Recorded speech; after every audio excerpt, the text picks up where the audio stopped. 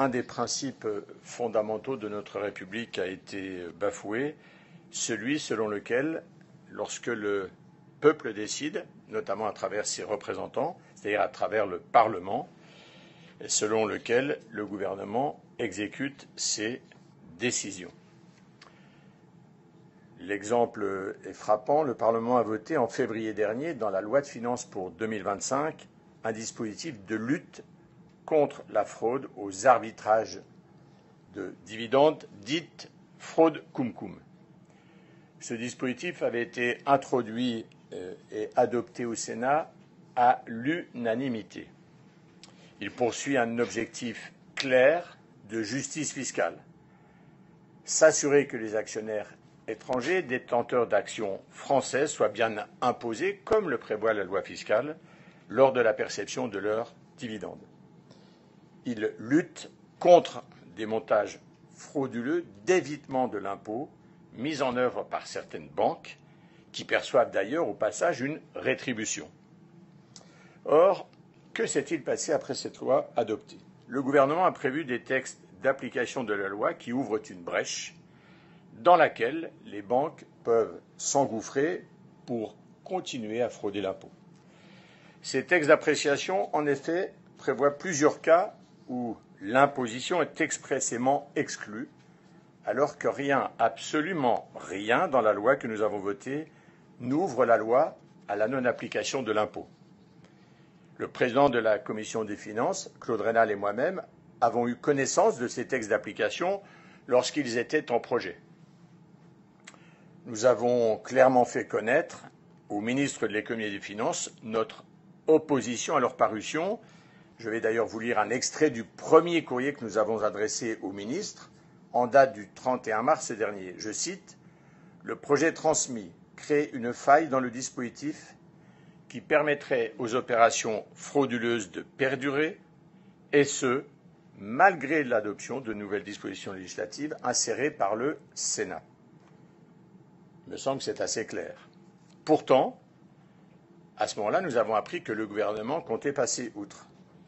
Dans un deuxième courrier en date du 17 avril, nous avons rappelé notre opposition et notre rappel au respect du vote souverain du Parlement. Et je vais citer à nouveau ce second courrier.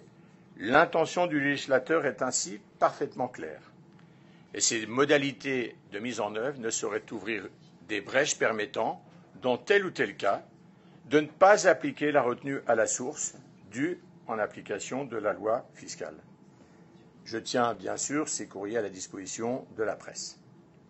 Malgré cela, le soir même de l'envoi de ce second courrier, ce texte d'application, qui contrevient au vote du Parlement, était publié. Pour tout vous dire, je n'ai pas réussi, malgré plusieurs contacts avec le ministre et ses services, à comprendre les raisons pour lesquelles le gouvernement ne respectait pas le vote du Parlement, vote pourtant rappelé par le président Claude Raynal et moi-même. J'ai donc décidé d'aller aujourd'hui chercher l'information à la source, comme le permet notre constitution financière, la loi organique relative aux lois de finances.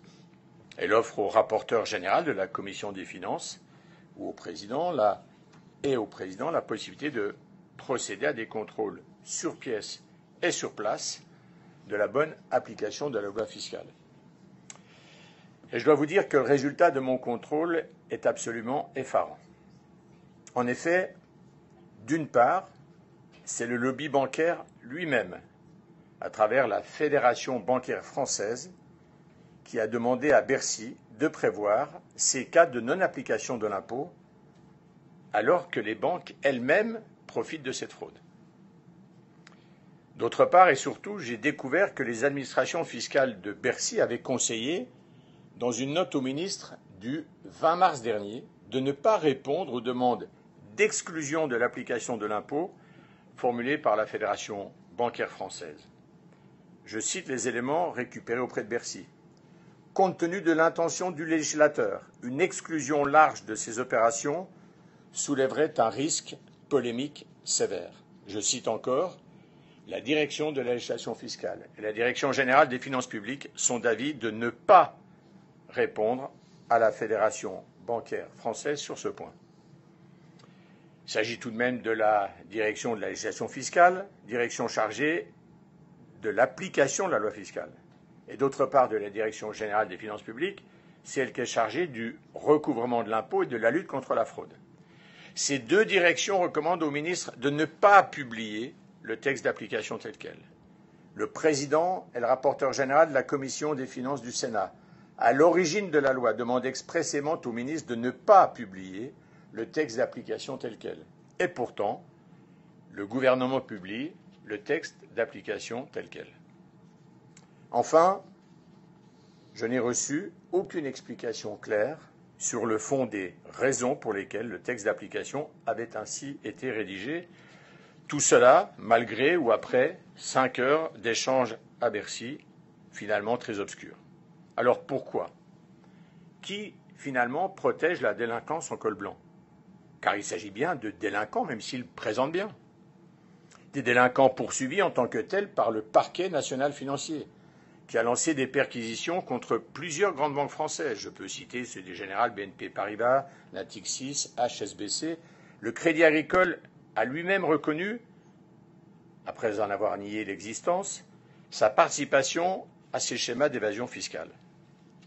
Gabriel Attal, lorsqu'il était ministre des Comptes publics, avait indiqué le 2 mai 2023 au Sénat que le montant total des redressements par l'administration fiscale et relatif à cette fraude s'élevait à 2,5 milliards d'euros.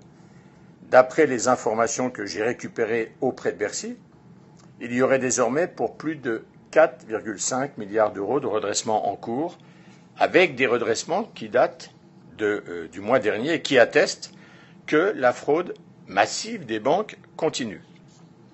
Les travaux de l'université de Mannheim en Allemagne estiment que la perte fiscale pour la France est d'environ 33 milliards d'euros entre 2000 et 2020, c'est-à-dire pas loin de 2 milliards d'euros par an.